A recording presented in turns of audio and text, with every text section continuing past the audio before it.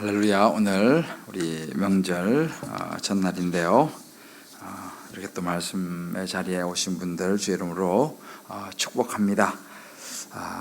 오늘 밤도 주여 그러하오이다의 은혜가 있기를 기도합니다. 우리 옆에 분하고 인사합시다. 말씀 있는 자리가 복된 자리입니다.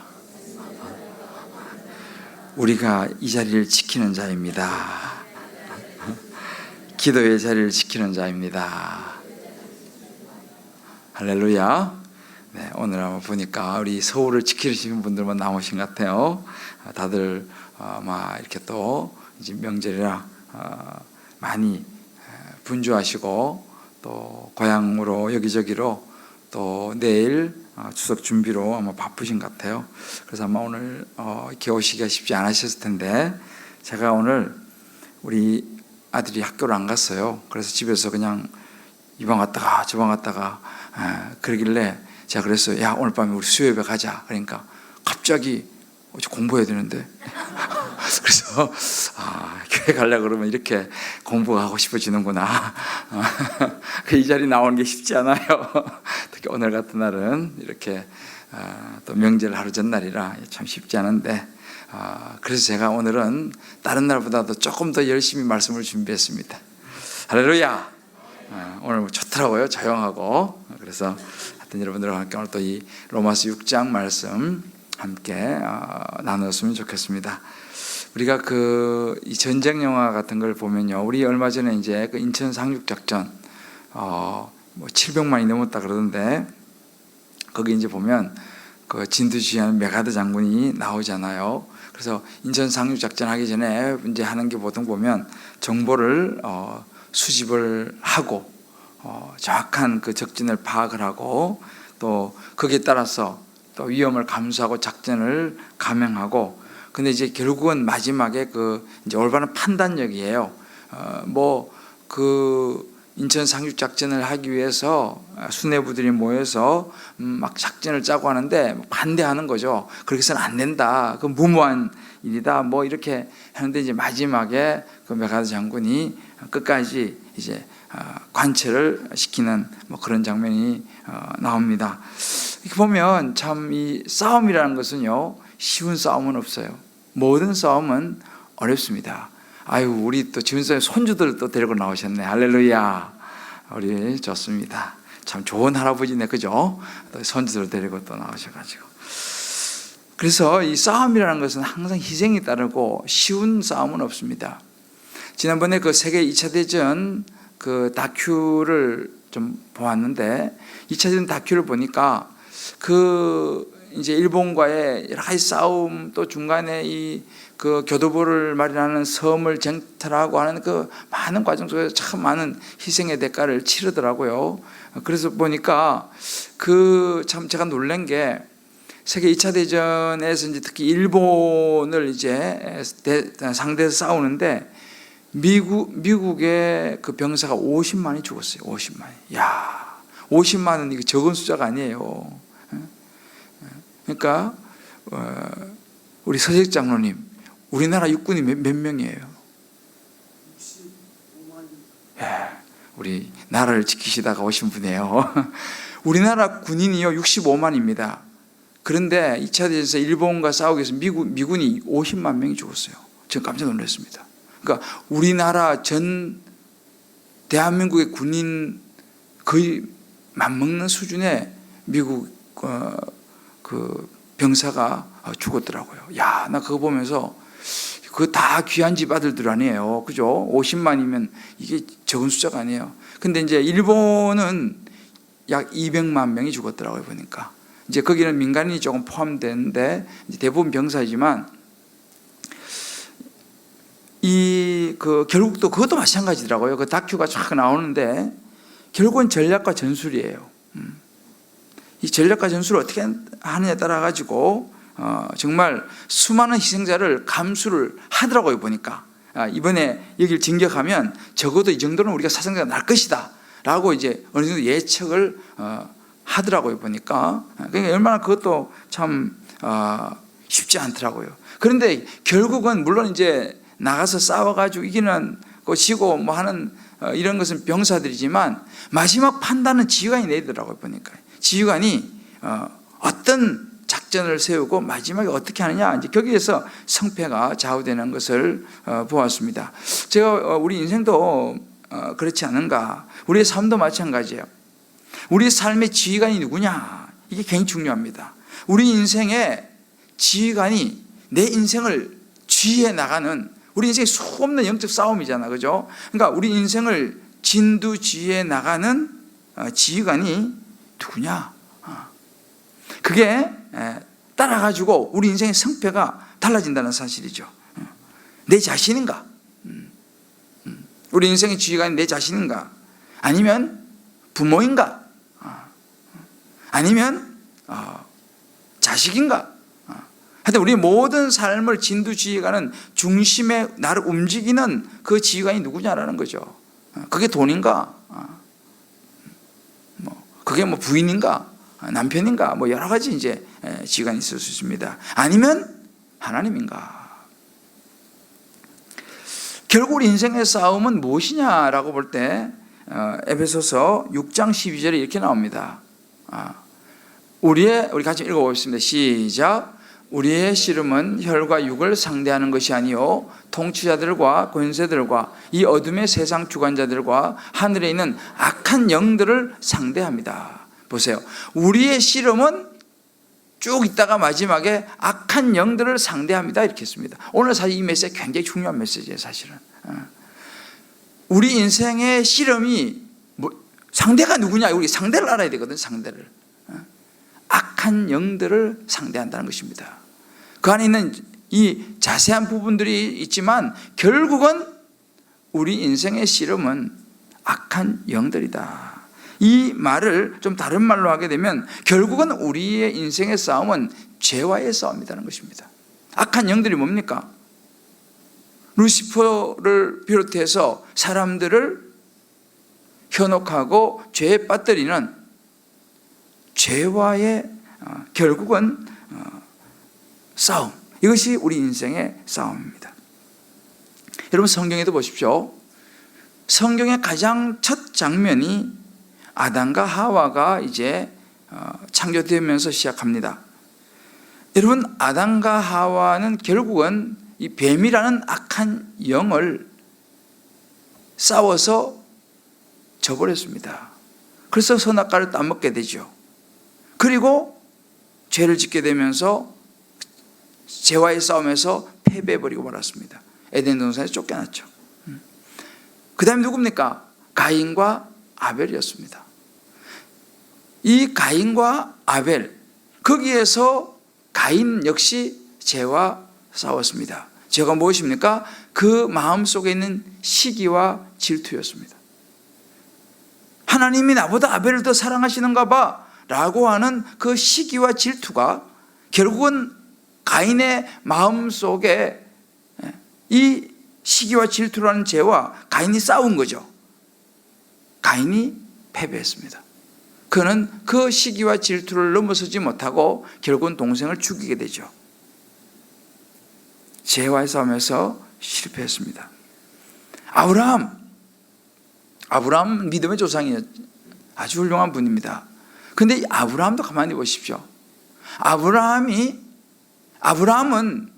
정말 인내라는, 그가 믿음의 조상이 되었지만 그가 믿음의 조상이 되기 전까지 치러했던 인내의 씨름에서 그는 패배했습니다. 아들을 기다렸어야 되는 거예요. 하나님이 약속한 이삭을 주겠다. 그러면 그 이삭을 기다려야 했어야 되는데 결국 이삭을 기다리지 못하고 하갈을 통해서 이스마엘을 낳고 말았습니다. 결국 그 인내라는, 하나님의 약속을 기다려야 되는데 그 기다리지 못하고 그 죄와의 싸움에서 자식을 낳고 싶은 그 마음, 자식을 낳고 싶은 그 자기의 생각, 하나님은 아직 기다리라고 그랬는데 자신의 욕심이 앞서서 결국은 욕심이라는 죄와 싸워서 기다리지 못하고 이스마엘을 낳게 되죠. 이스마엘은 지금까지도 분쟁의 원인이 되고 모든 시작은 지금 중동의 모든 이 뭐 요즘 IS, 뭐 이슬람 모든 사람들을 가만히 보면 이스마엘의 자손들이죠. 죄의 진 결과입니다. 야곱은 어떻습니까? 우리가 야곱은 장자의 고난이라고 하는 명예, 물질적인 상속, 여기에 마음을 뺏기고 말았습니다. 아버지의 상속을 더 많이 받으려면 장자의 축복을 받아야 되고, 그런데 하나님에 대한 관심보다는 눈에 보이는 이 물질적인 축복에 그 물질적인 욕심이라는 죄와 싸워갖고 야곱이는 지고 말았죠. 그래서 아버지를 속이게 되고 장자의 축복을 받게 되고 야곱이도 죄와 싸우면서 지고 말았습니다. 성경에 수많은 인물들이 있어요. 요셉도 아주 훌륭한 인물이죠. 그러나 요셉은 교만했습니다. 요셉은 똑똑했죠. 아주 얼굴도 잘생겼죠. 모든 조건을 다 가졌어요. 그런데 요셉은 교만했어요. 아버지로부터 물론 사랑을 많이 받았겠죠. 그러나 그는 교만했고 자기 꿈 이야기를 쫙 자랑하듯이 펼쳐내면서 내가 이런 사람이야. 그런 교만으로 요셉은 교만이라는 죄와 싸워서 무너지고 말았습니다. 수많은 인물들이 있어요. 다윗은 어떤 죄와 싸워졌어요? 다윗은 여자라는 죄와 싸워서 졌어요. 자기 아내가 아닌 신하의 아내를 보면서 그가 행한 간음죄가 그를 무너뜨렸습니다. 보십시오. 이건 다 훌륭한 사람들이에요. 다 훌륭한 사람들이에요. 이 사람들이 설마 죄를 지을까? 그런 사람들이잖아요. 그죠?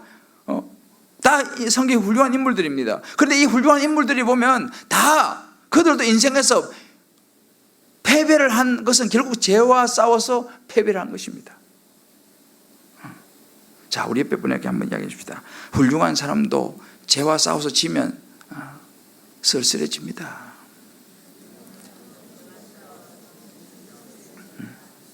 제가 좀 좋게 표현한 거예요. 쓸쓸해진다는 것은. 우리가요, 성경 보십시오. 각자 다 다른 상황이에요. 다른 형태예요. 시간대도 다 달랐습니다. 그러나 결국은 인생은 뭐냐? 죄와의 싸움이에요. 죄와의 싸움이에요. 우리도 마찬가지입니다. 저도 여러분도 끊임없이 죄와의 싸움이에요.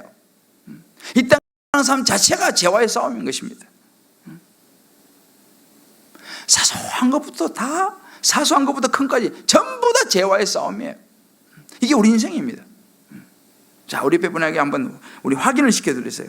제가 물을 한 잔 마실 동안 우리 인생은 다 죄와의 싸움입니다.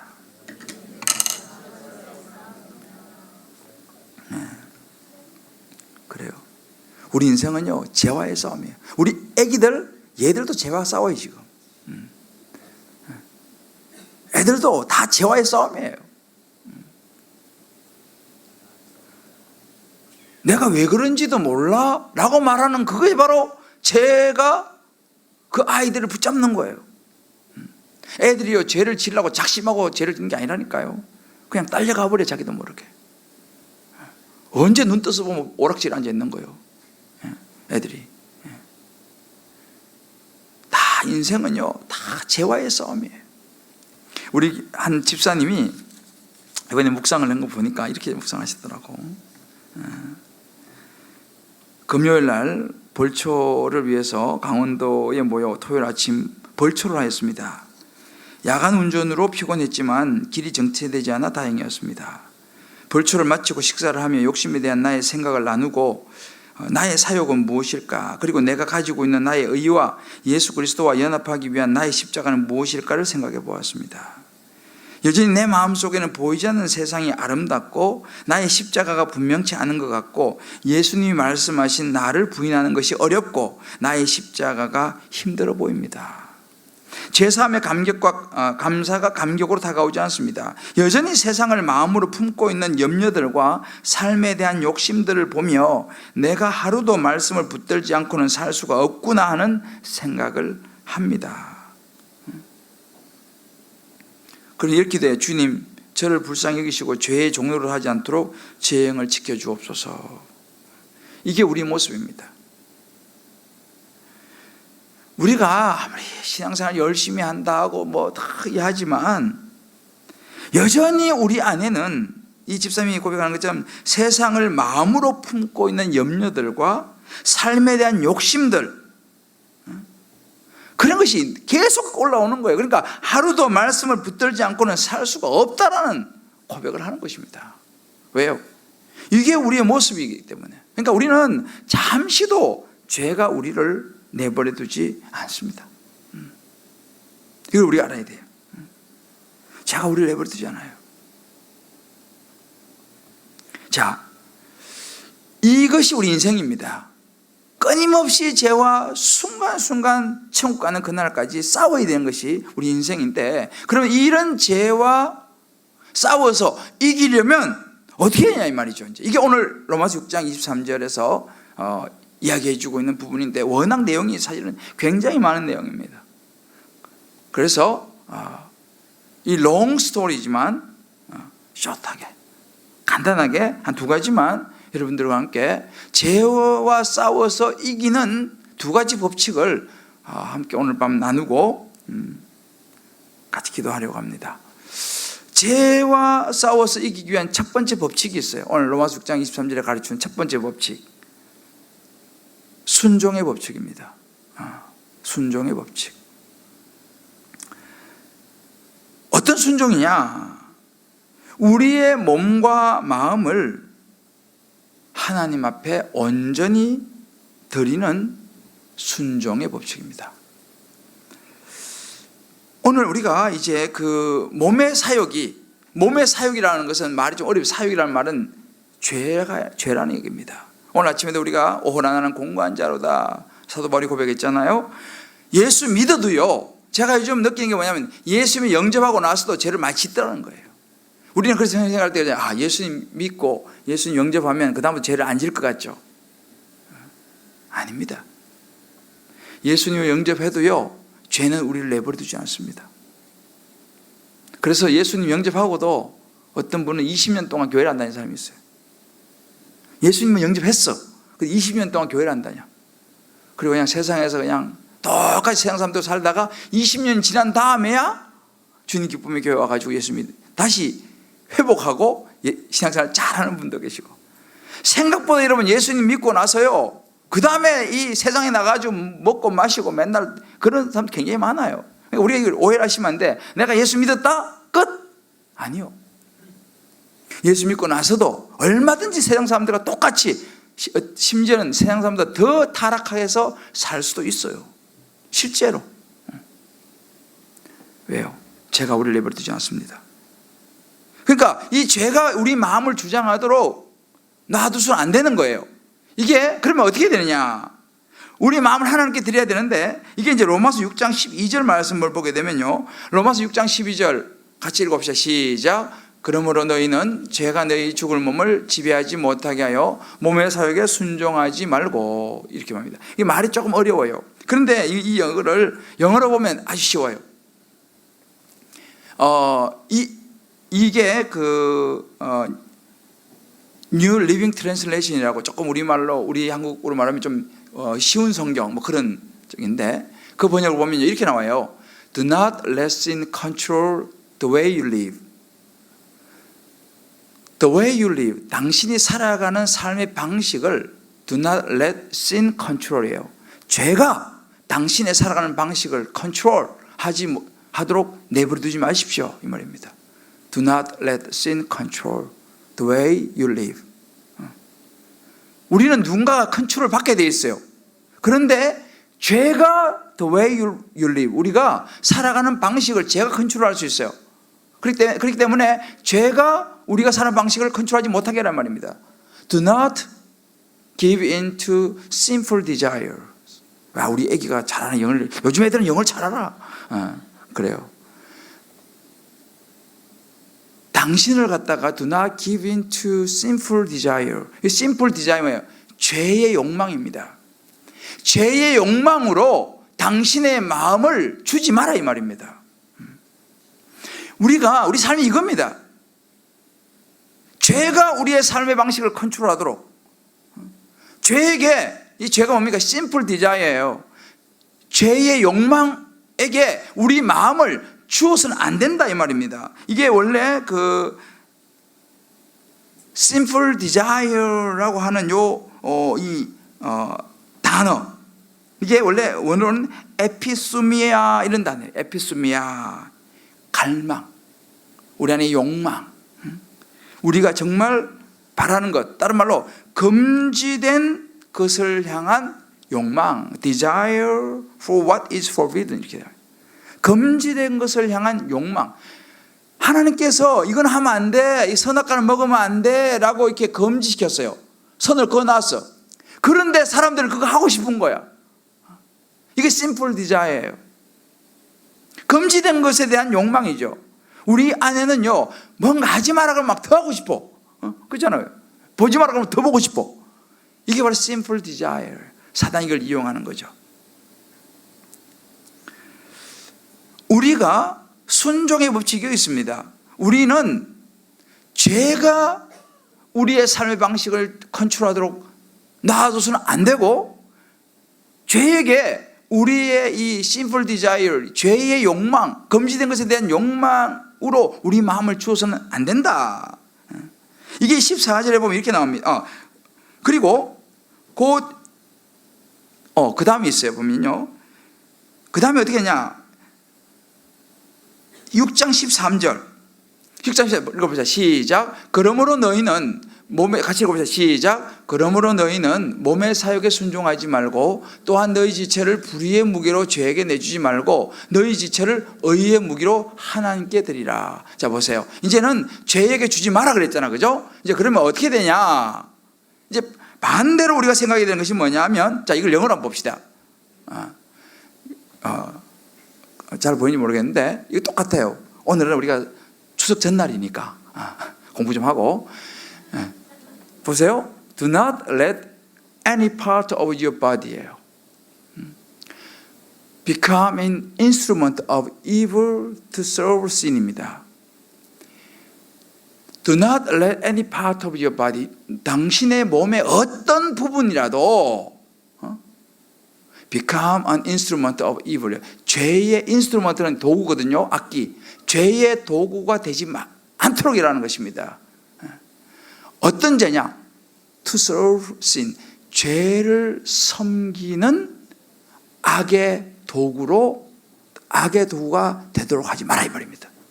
죄를 섬기는 악의 도구, 우리의 몸이 있잖아요. 다 중요하잖아요. 우리 몸에 어떤 눈이든지 뭐 귀든지 입이든지 뭐 팔이든지 우리 몸의 어떤 부분이라도 죄를 섬기는 악의 인스트루먼트, 도구입니다. 악의 도구가 되도록 해서는 안 된다라고 이야기하는 거예요.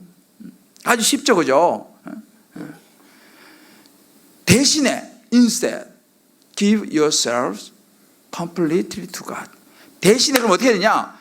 너 자신을 하나님께 completely, 완전히 너 자신을 하나님께 드리라 이 말입니다.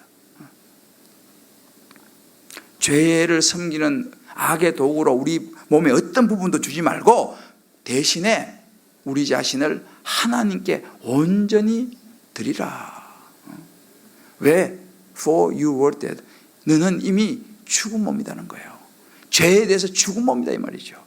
그럼 어떻게 했냐? But now you have new life. 이게요.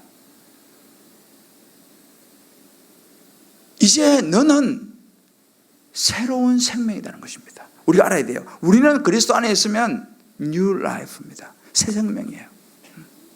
우리는 옛날 사람은 죽었어요. 죄의 몸에 매인 옛날 사람은 죽었고 우리는 이제는 new life가 되었습니다. You have new life. 우리 새 생명을 가졌습니다. 그래서 use your whole body. 이제 우리 몸을 whole body, 모든 몸을 as an instrument, 똑같이 인스트루먼트예요.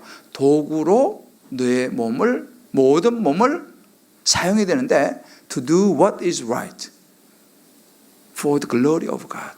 하나님의 영광을 위하여 옳은 것을 하도록. 하나님의 영광을 위하여 what is right, 옳은 것을 하기 위한 도구로 너의 모든 몸을 사용해라, 이렇게 말합니다. 좀 쉽죠? 영어로 보니까. 대답 안 하시네. 이게 보면요, 아주 심플해요. 자, 그러면 한마디로 말해서 죄가 너희를 주장하지 못하도록 해라, 이 말이죠. 14절에 이렇게 나옵니다. 그래서 이 말이 14절에 보면 이제 좀 여러분 이렇게 하면 이해가 갈 것이죠. 가지고 읽어보세요. 시작. 죄가 너희를 주장하지 못하리니 이는 너희가 법 아래에 있지 아니하고 은혜 아래에 있음이라 그랬습니다. 아까 우리가 봤잖아요. 그거예요. 죄가 너희를 주장하지 못한다는 것입니다. 왜? 너희는 이제 법 아래에 있는 것이 아니고 은혜 아래에 있기 때문이다. 우리가 이제는 무엇이 나를 주장하게 할 것인가? 6장 16절에 이렇게 나옵니다. 6장 16절. 자, 읽읍시다. 시작. 너희 자신을 종으로 내주어 누구에게든 순종하든지 그 순종을 받는 자의 종이 되는 줄을 너희가 알지 못하느냐? 혹은 죄의 종으로 사망에 이르고 혹은 순종의 종으로 의에 이르느니라. 그죠? 나는 죄의 종이 될 것인가? 의에 이르는 하나님의 말씀에 순종하는 순종의 종이 될 것인가? 이게 순종의 법칙이에요. 복잡한 건 좀 간단합니다. 누구의 종이 될 것인가? 죄의 종이 될 것인가? 의의 종이 될 것인가? 근데요, 우리가 지난주에 이제 봤잖아요. 로마서 1장에서요. 우리가 그 로마서 1장 24절을 지난주에 우리 기억나세요? 내버려 두사. 기억나세요? 기억나시는 손 들었어요. 내버려 두사.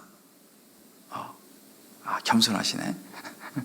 자, 지난주 우리가 수요 설교 제목이 내버려 두사였어. 그죠? 맞죠? 기억나시죠? 내버려 두사. 하나님 우리를 내버려 두면요, 어떻게 된다 그랬어요? 우리가 가만히 내버려 두면 죄가 막 들어와요, 우리 안에. 이게 우리 모습이다 그랬습니다. 생각 속으로 죄가 막 들어오고 주변 사람들의 말을 통해서 막 죄가 들어오고 환경을 통해서 막 죄가 들어옵니다. 육신의 정욕, 안목의 정욕, 이생의 자랑, 이런 걸 통해서 막 죄가 우리 안에 막 들어와요. 그래서 지난주에 우리가 여러분 기억나시는지 모르겠지만 마음의 정욕 내버려두면요, 마음의 정욕이 난다 그랬어요. 마음의 정욕이라면 몸을 욕되게 한다 그랬잖아요.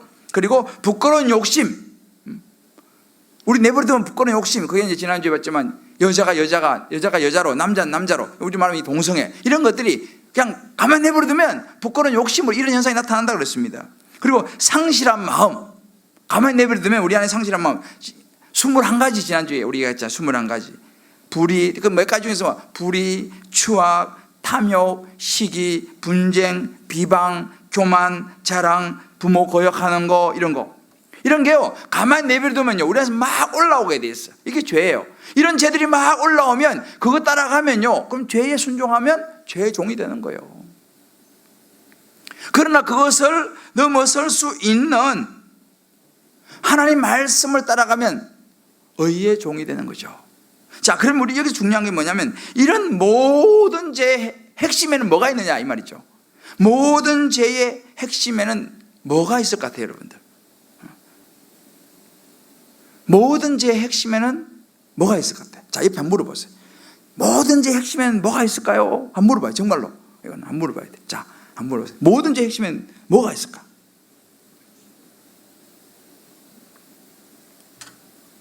자, 오늘 뭐 사람도 많지 않으니까 모든 죄의 핵심에는 뭐가 있을까요?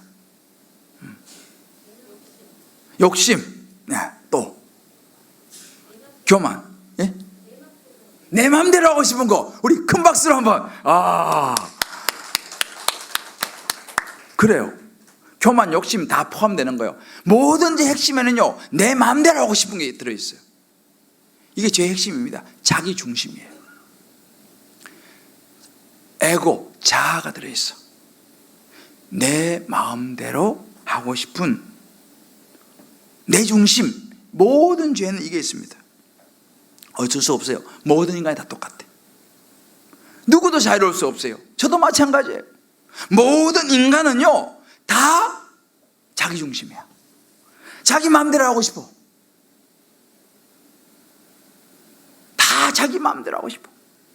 남편도 내 마음대로 하고 싶어. 김시현 집사님 그죠? 부인도 내 마음대로 하고 싶어. 박형 집사님 안 그래요? 이렇다니까요. 이게 죄의 핵심에는요 내 마음대로 하고 싶은 게 딱 있어. 이게 죄의 핵심입니다. 모든 죄에는 그게 있어요. 그러니까 뭐예요? 다 나를 맞춰주시오. 이게 죄의 뿌리입니다. 뿌리.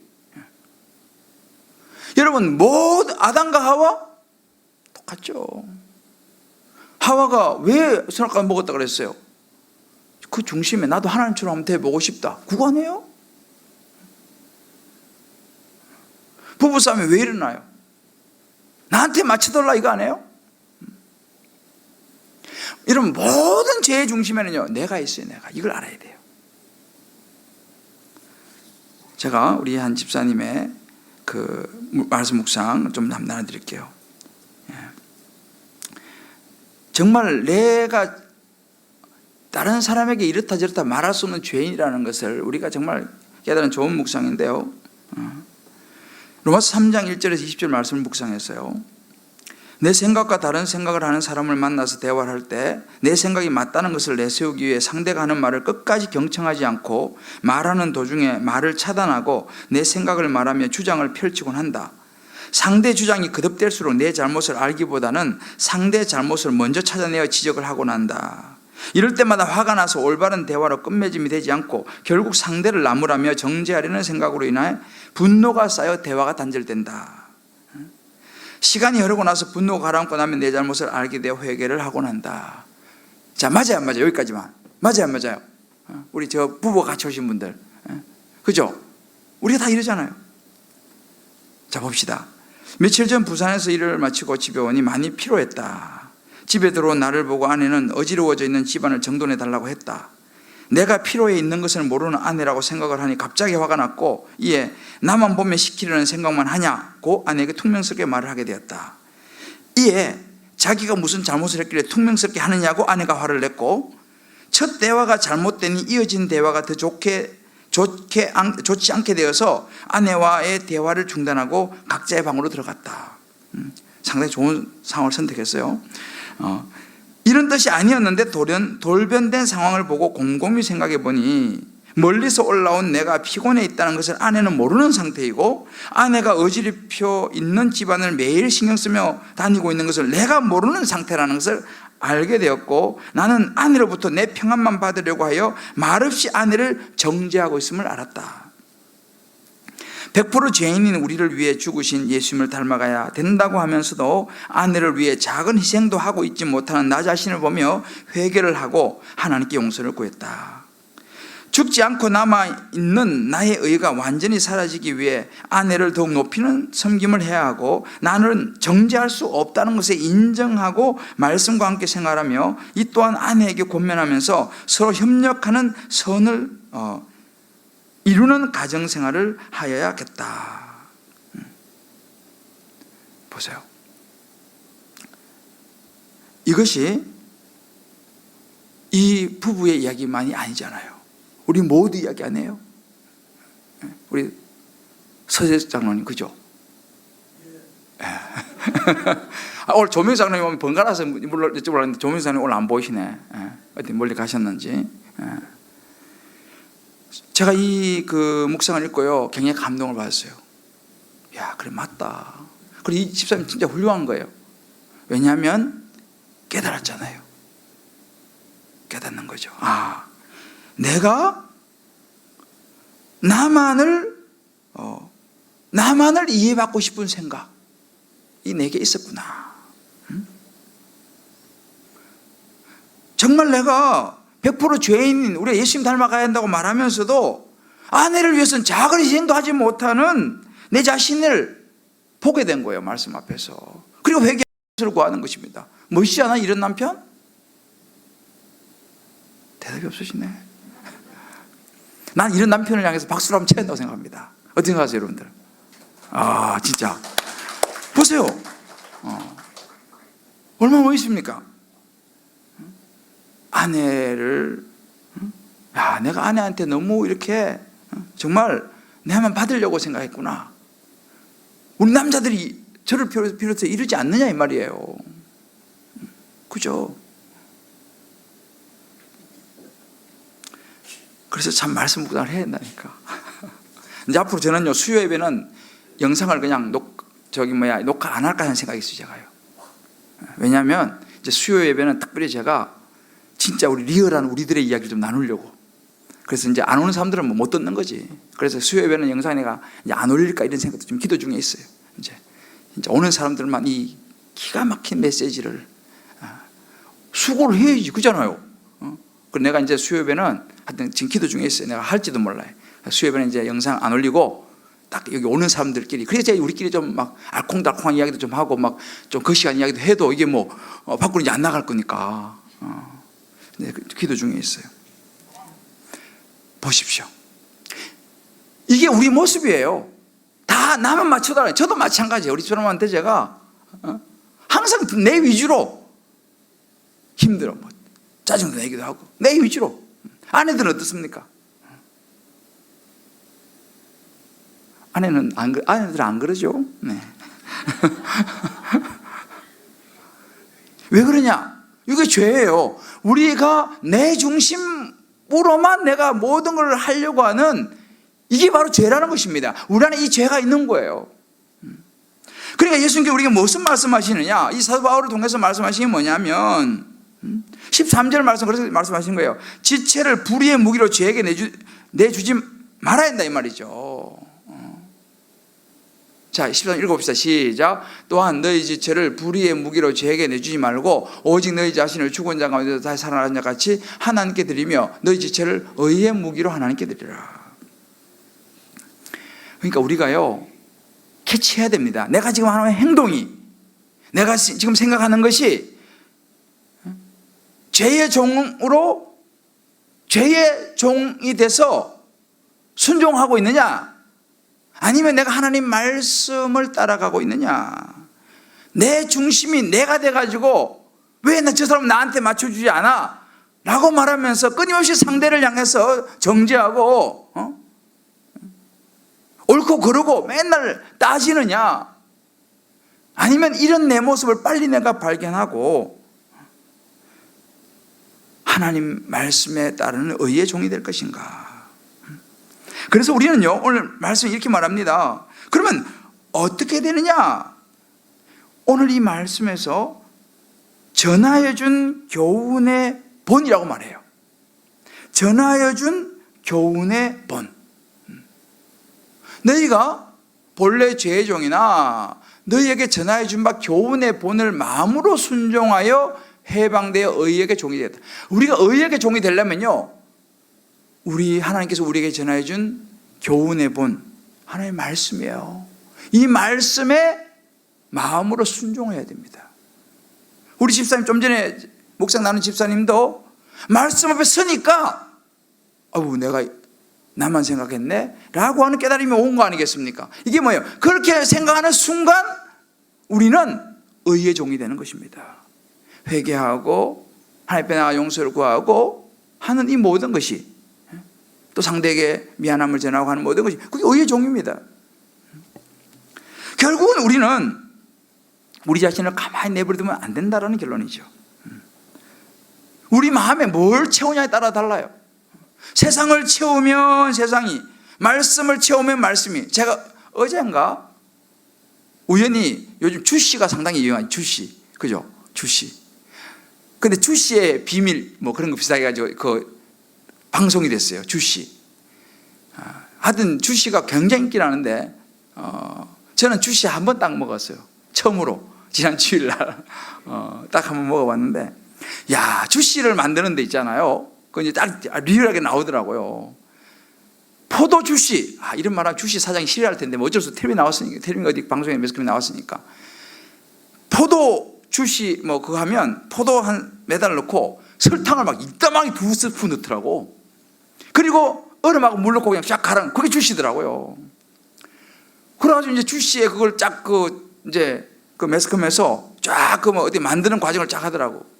야, 그래 내가 그거 보니까 처음으로 한 번 먹은 주시 맛이 뚝 떨어지더만.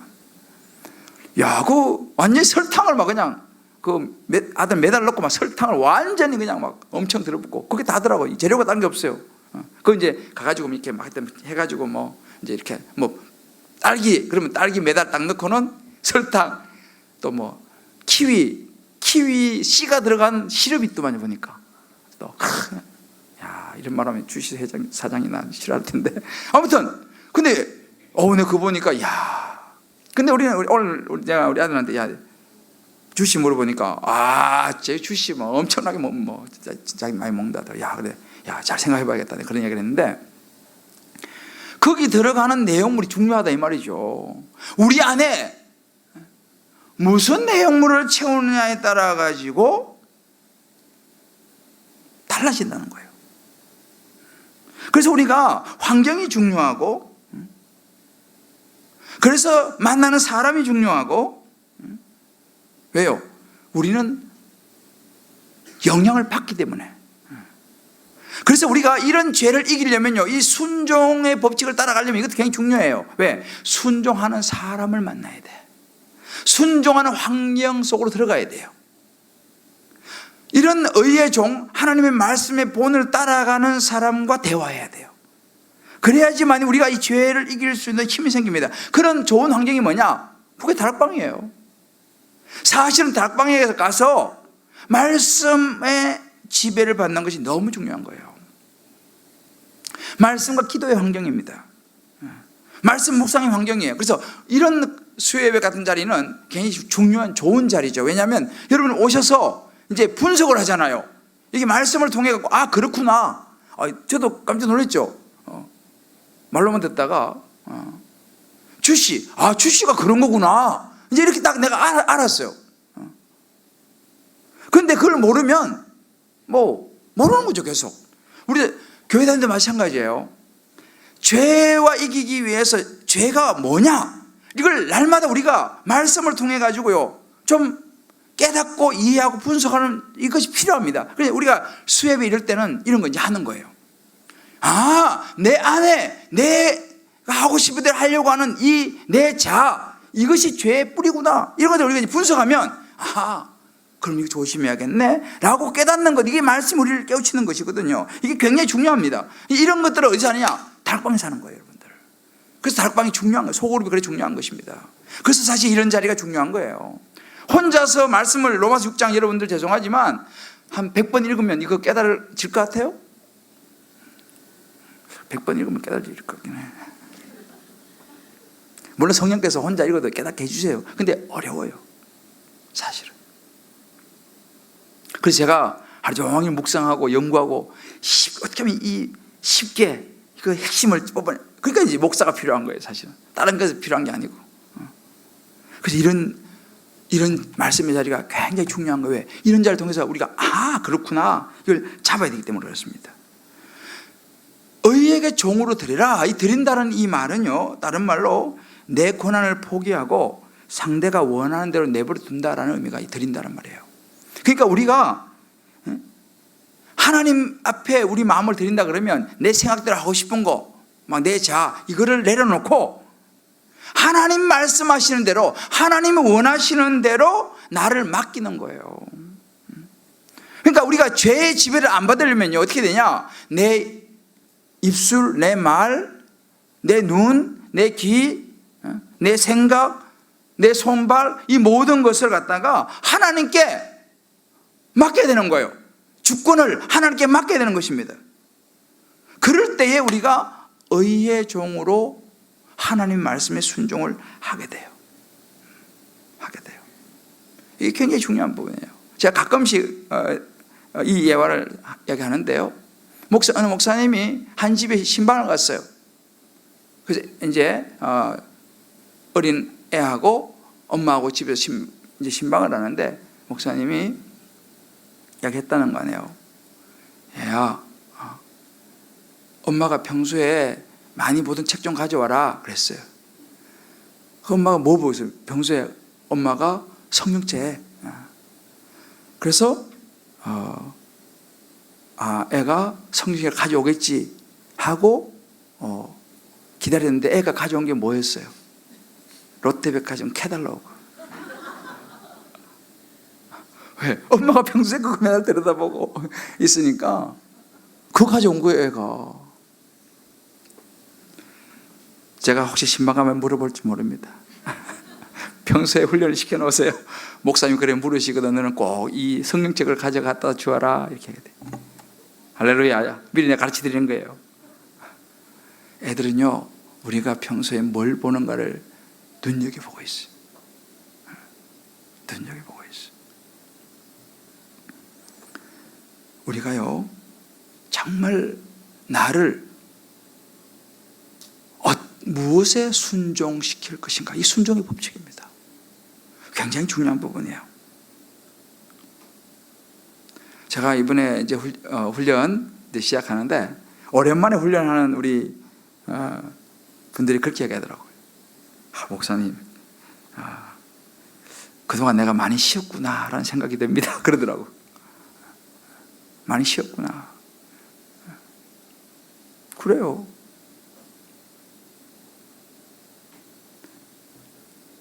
목사도 마찬가지예요. 우리 순장 그룹인데, 순장이 됐다고 해서 그 저절로 말씀 묵상되는 게 아닙니다. 오랫동안 쉬었구나 느끼는 거죠. 그래도 감사한 게 딱 한 주, 두 주 딱 했는데 참 감사하게 이렇게 와요. 목사님, 제가 감사하게도 회복이 되고 있습니다. 그렇게 얘기하는 거예요. 그래요. 왜? 말씀을 채우고 그 말씀에 한 주라도 두 주라도 순종하려고 해보니까요, 당연히 회복되지. 왜? 말씀의 능력이 있기 때문에. 할렐루야. 그 말에 회복된다 이 말은 뭐냐면요, 내가 죄와 싸워서 이길 힘이 생기더라 이 말이에요. 다른 말로 쉽게 말하면 전에처럼 죄에 그만 확확 끌려가지 않더라 이 말입니다. 왜? 말씀이 한 주, 두 주 묵상하고 들어오니까 당연히 조금이라도 이제 내성이 생기는 거죠. 그러면 죄와 싸워서 이길 수 있는 힘이 좀 생긴다 이 말을 다른 말로 얘가 좀 회복이 되는 것 같습니다 이렇게 말하는 거예요. 여러분이 잘 한번 이 말씀을 적용해 보시고, 내가 아침에 일어나면 말씀 묵상을 먼저 할지 조선일보 신문을 먼저 들지 한번 여러분 잘 생각해 보세요. 내가 예배 모임, 다락방 모임을 선택할지 세상 모임을 선택할지 한번 생각해 보셔야 돼. 정말 사소한 것들부터 큰 것까지요, 우리는 선택입니다. 이제 우리 다음에 또 선택을 좀 나누겠습니다만, 진짜 내가 내 자신의 행복만을 위해 살아갈 것이냐, 아니면 말씀을 따라 하나님의 거룩함을 따라 살아갈 것인가, 이거예요. 행복이라는 단어가 너무 좋은 단어지만 그 행복이라는 단어가 자기가 주인공이 되면요, 그것은 죄의 핵심이 됩니다. 나 행복하려고, 나 좋으려고 남들이 어떻게 되든지 간에 그럼 나는 돈 많이 벌어서 행복해질 수 있겠지. 그건 죄입니다. 왜? 그 중심에 자기만 잘 되려고 하는, 그거 죄 아니에요. 그게 뿌리거든요. 그래서 우리는요, 이제는 행복이라는 단어를 저는 너무 좋아해요. 그러나 이제는 잘 사용해야 됩니다. 나만을 위한, 나를 만족시키기 위한 행복이냐, 아니면 내가 하나님의 자녀로 이 땅에 살아가면서 영혼을 구원하고 하나님의 나라를 이루기 위하여 거룩을 향하여 가야 되는 인생인가, 이걸 잘 생각하셔야 돼. 그래서 행복을 넘어서 이제는 우리는 나 중심의 행복을 넘어서 하나님 중심의 거룩으로 가는 인생이 되어야 될 줄을 믿습니다. 이게 순종의 법칙이에요. 두 번째는 죄를 싸워서 이기려고 하면요, 오픈의 법칙이 있어요. 오늘 로마서 6장이 우리에게 자주 보여주고 있는 것이 이 오픈의 법칙이에요. 다른 말로 죄를 피하지 말고, 죄를 이기면 죄를 피하지 말고 죄의 부딪혀라 이 말입니다. 죄를 부딪히고 죄를 드러내라 이 말입니다. 이게 오픈의 법칙입니다. 오늘 2절 말씀 봅시다. 같이 읽어봅시다. 시작. 그럴 수 없느니라. 죄에 대하여 죽은 우리가 어찌 그 가운데도 살리요. 우리 알아야 됩니다. 나는 죄에 대해서 죽은 존재다라는 걸 알아야 돼요. 나는 죄에 대해서 죽은 존재다. 자, 8절 한번 읽어봅시다. 8절 시작. 만일 우리가 그리스도와 함께 죽었으면 또한 그와 함께 살 줄을 믿노니. 우리가요 그리스도와 함께 죽어야지 우리가 살아난다라는 것입니다. 여러분, 죄는요 어둠이에요. 어둠. 쉽게 말하면 죄는 어둠입니다. 여러분, 어둠을 이기기 위해서는 어둠을 이기는 방법이 뭐예요? 오늘 우리 주임사님 우리 손자 어둠을 이기는 게 뭘 같니? 어둠. 비행기? 빛. 오, 우리 손자 박수 한번 쳐주세요. 그렇지, 그렇지. 어둠을 이기는 것은 빛입니다. 칼이 아니요, 창이 아니요. 그렇잖아요? 아무리 성능 좋은 칼, 창, 온갖 무기, 그 어둠을 이기지 못해요. 어둠을 이기는 것은 빛입니다. 다시 말하면 어둠, 이 죄를 이겨내려고 하면요 빛이 들어와야 돼. 방 안에 불을 켜면 되는 거예요.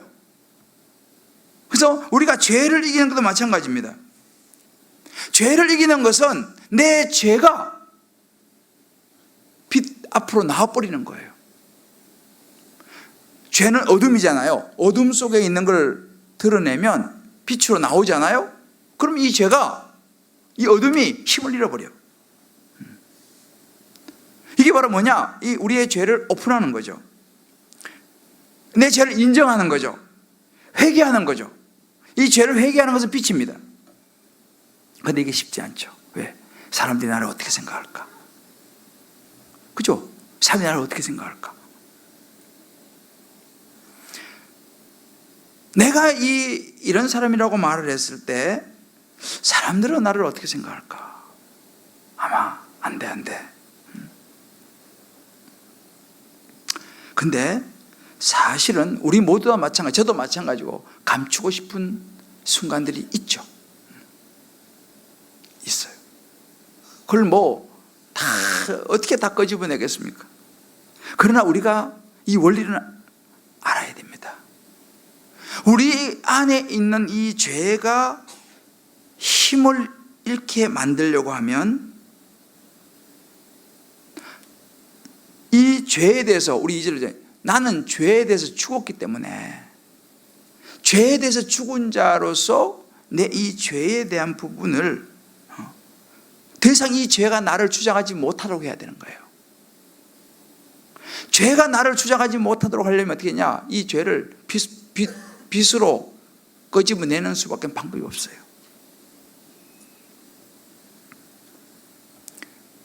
방법이 없어요. 여러분, 이런 얘기 있습니다. 우리는 죄에 대해서 죽었기 때문에 죄가 내 자신을 주장하지 못하지만 죄는 우리에 대해서 죽지 않았기 때문에, 그죠? 우리는 죄에서 죽었기 때문에 얻지 못하지만 죄는 우리에게 죽지 않았어요. 그럴 때 죄는 끊임없이 우리를 유혹한다. 맞는 이야기 아니에요? 죄는요, 나는 죄에 대해 죽어서 난 이 죄를 안 죽고 싶어. 난 죄가 싫어요. 그런데 죄는 나에 대해서 죽지 않았어. 죄는 그대로 살아있어요. 그러니까 죄가 계속 나를 유혹한다는 사실입니다. 그러니까 어둠이 계속적으로 우리를 파고 들어오려고 한다는 것입니다. 조금만 틈이 있으면요 우리 속으로 파고 들어오려고 한다는 것입니다. 어떻게 되느냐? 그래서 우리를 하여금 육의 종노릇하게 만들려고 한다는 것입니다. 끊임없이 매 순간. 그럼 어떻게 되냐? 우리는 계속적으로 밝은 대로 계속 나가야 되는 거죠. 죄가 들어온다 싶으면 빨리 이 부분에 대해서 빛으로 나가서 이 부분을 이야기해버려야 되는 거죠. 은근히 감추면 이것이 또 제가 힘을 얻게 된다는 것입니다.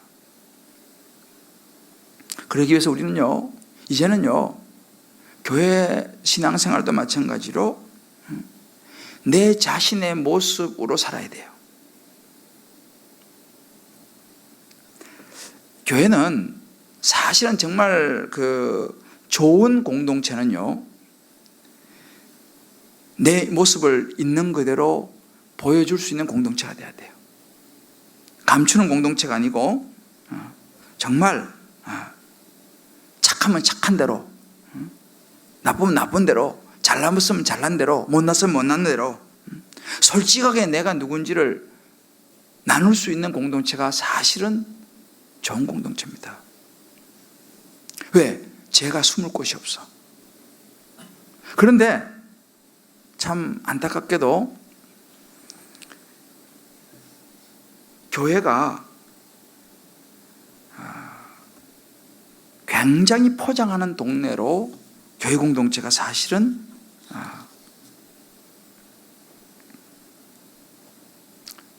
나오고 있어요. 그러니까 이 교회는 마치 깨끗하고 의인들, 죄가 없는 사람들만이 오는 것처럼 교회가 그런 분위기가 됐어요. 그래서 교회가 겉으로 볼 때에 좀 약한 사람들, 좀 죄가 있어 보이는 사람들, 이런 사람들은 교회에 오면 사람들이 싫어하고, 또 그런 사람들은 교회 오기를 굉장히 꺼려요. 왜? 교회는 착한 사람, 반듯한 사람, 여러 가지 면에서 문제가 없는 사람, 이런 사람들이 모여 있는 것, 공동체라고 하는 잘못된 생각, 이것도 사단이 주는 생각이죠. 이런 생각이 실제로 우리 안에 많이 평배해 있어요. 그 교회 다니면 저 사람 참 착한 사람, 그러나 그렇기 때문에 사람들이 교회에 와서 다 나름대로의 옷을 입고 자기를 숨겨요. 안 그런 척, 안 그런 척. 정말 안 그러냐 이 말이죠. 그러니까 말하면 이 죄라는 것이, 오늘 이 로마서가 지금 계속 그 이야기 해주는 거예요. 로마서 6장이 죄의 싹은 사망이다 그러거든요. 계속 죄에 대해서 이야기하는데, 이 죄를 우리가 빛 가운데로 끄집어내야지 사실 이 죄로부터 우리가 자유를 얻을 수 있는데, 감추는 거지. 안 그런 척, 안 그런 척. 목사도 늘 그냥 거룩한 척, 전혀 죄를 안 짓는 척.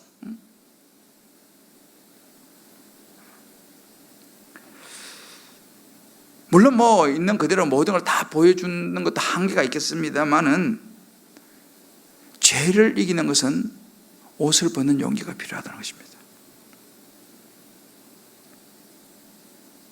그리고 정말 우리가 그 죄와 싸우는 이 부분이 어찌 보면 우리 삶 자체인데, 이런 부분이 서로가 나눠줘야 됩니다. 요즘은 사실은 정말 이제는 목회자도 저를 비롯해서 정말 진정성을 가지고 거룩한 어떤 또 다른 특권 의식의 어떤 무슨 이런 옛날 구약시대처럼 제사장 이런 차원이 아니라, 목사도 똑같이 죄와 씨름하는 사람이다라는 거, 순장도 똑같이 죄와 씨름하는 사람이라는 거, 장로도 똑같이, 권사도 똑같이 죄와 씨름하는 사람이라는 거, 우리 좀 이런 솔직할 필요가 있다 이 말이죠. 왜? 그래야지 그 죄가 힘을 잃어버린다니까요. 자꾸만 감추고 옷을 껴입고 이렇게 가니까 그 죄가 점점 가리워져서 속에서 골마 튀지지, 그 죄가 빛으로 나오지 않으면 해결이 안 된다는 사실입니다. 그 요즘 참 안타깝게도 계속적으로 목사님들 참 기가 막힌, 입에 담기도 그런 사건들이 계속 어제 또 터졌더만요. 어느 목사님이 조카를 갖다가, 참 이게 참 너무 가슴 아픈 이야기예요. 나도 그런 걸 보면서 정말 내가 진짜 정말 나도 조심해야 된다. 정말 다른 사람 이야기할 거 없고 정말 나부터 정말 조심해야겠다.